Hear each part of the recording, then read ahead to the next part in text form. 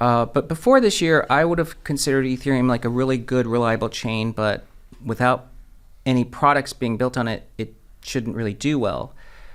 But because of what's happening with AI and with Wall Street and Project Crypto, I think Ethereum's essentially the value of its protocol layer, like Union Square Ventures calls it the fat protocol, is now going to be more valuable because we're tokenizing everything on Ethereum rather than just gold. Like, so if gold is a $21 trillion market, tokenizing the real world is orders of magnitude larger than gold, which means Ethereum probably will flip in network value versus Bitcoin.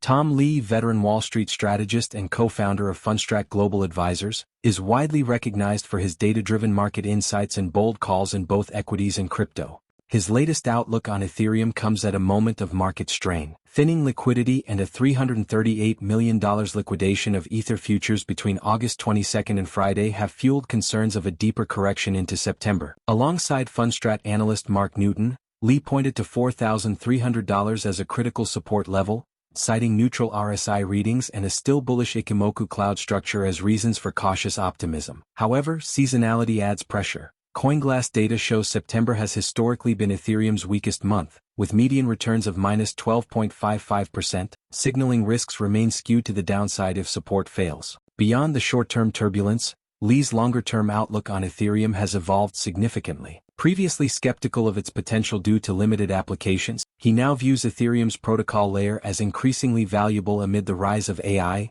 Wall Street adoption, and the rapid acceleration of asset tokenization. Drawing from Union Square Ventures' Fat Protocol thesis, Lee emphasized that Ethereum's role goes far beyond tokenizing gold, a $21 trillion market, toward unlocking real-world tokenization on a vastly larger scale. This structural opportunity, he argued, could allow Ethereum to eventually surpass Bitcoin in network value, highlighting the gap between near-term headwinds and its long-term growth trajectory. If you found value in this breakdown, don't forget to like, subscribe, and share it with fellow investors looking to stay ahead of market shifts. Your support allows us to keep delivering data-driven insights and spotlighting expert perspectives that matter. Thanks for watching and stay tuned for more timely updates.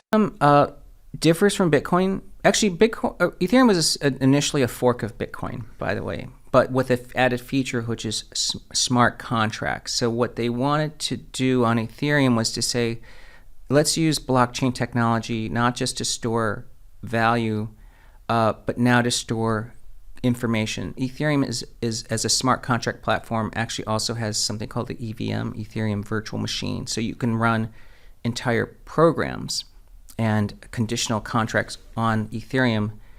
And Ethereum itself is 100% reliable. It has not had a single moment of downtime since inception. It's one of the few blockchains that has never been down.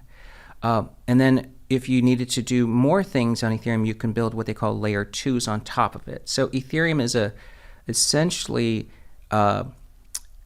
infrastructure that now is catching the attention of two industries. The first is the financial sector. The stable coins became really viral, a breakaway product for crypto, and that's like the ChatGPT moment. There's $250 billion worth of stable coins. The vast majority of those are minted on Ethereum. Then the Genius Act was passed by this administration and this Congress, and that greenlighted the proliferation of stablecoins onto the blockchain. So banks are now building stablecoin products. That Treasury Secretary Besant thinks that could get to $4 trillion. That's exponential growth, burning gas on Ethereum. And then we have Project Crypto, which is the SEC building, wanting Wall Street to build on the blockchain. Now, all of that collectively, from a Wall Street perspective, is like 1971 for the dollar.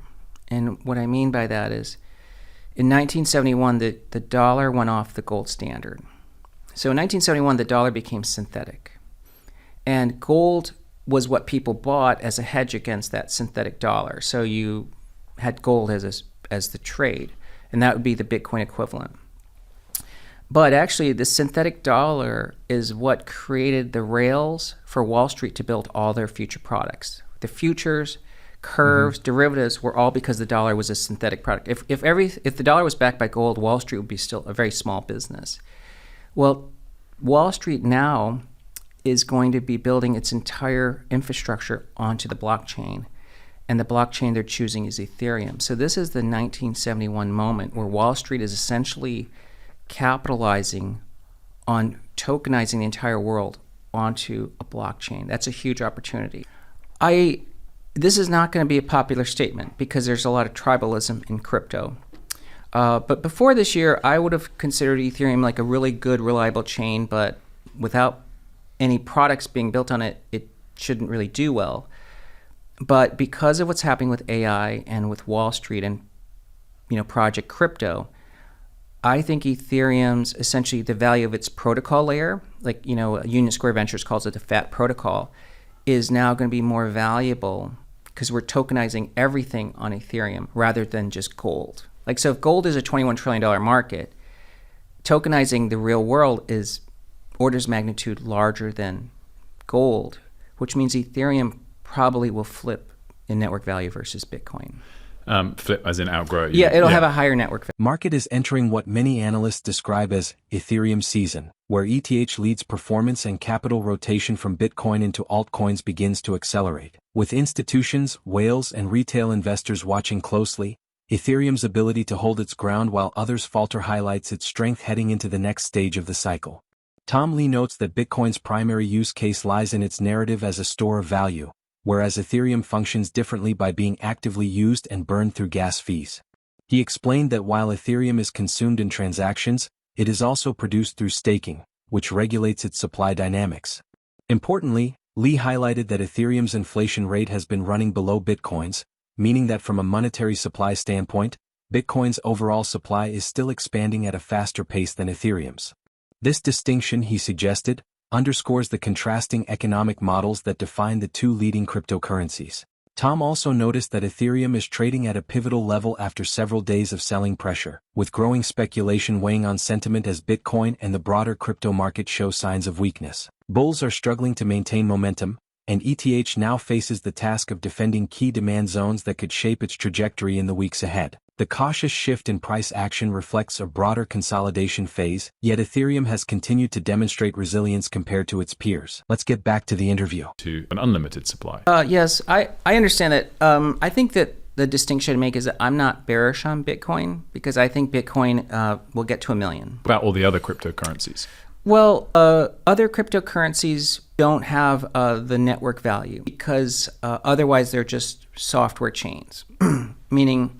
So you don't really believe in Ethereum as a currency, you believe in it for other reasons. That's right. Yeah, I think that narrative of storing value is really Bitcoin's use case. Ethereum's use case is that it's actually going to be used and burned. So Ethereum gets consumed through gas fees, and then staking is how you produce an Ethereum. That inflation rate has been below Bitcoin, actually. So if you look at it as monetary supply, Bitcoin's monetary supply is actually still growing faster than Ethereum. I could give a little historical perspective. When Tether created the first dollar stablecoin, and they built it on Ethereum, their idea was someone doesn't always want to be long Bitcoin or another crypto. They want to be long something stable. And crypto holders weren't really allowed banking access.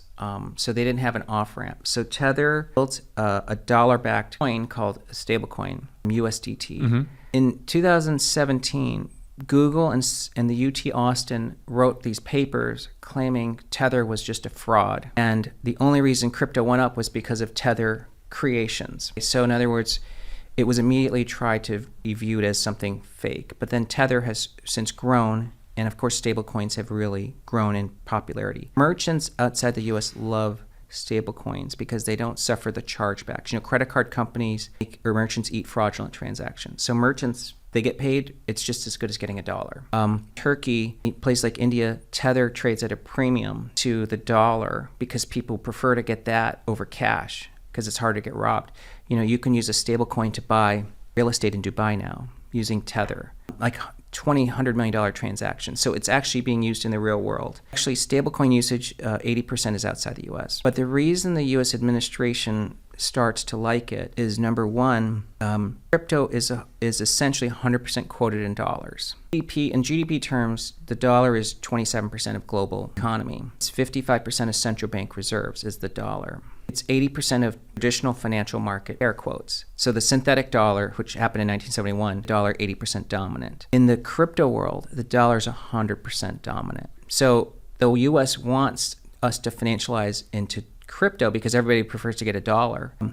Collectively, stablecoin industry is about $280 billion of outstanding dollars. They are now the 12th largest holder of treasuries in the world. Japan owns $1.2 trillion of treasuries. Treasury Secretary Besant thinks this market will get to $4 trillion. That would make stablecoins the largest holder of treasuries in the world. So it'll be backstopping the entire treasury market.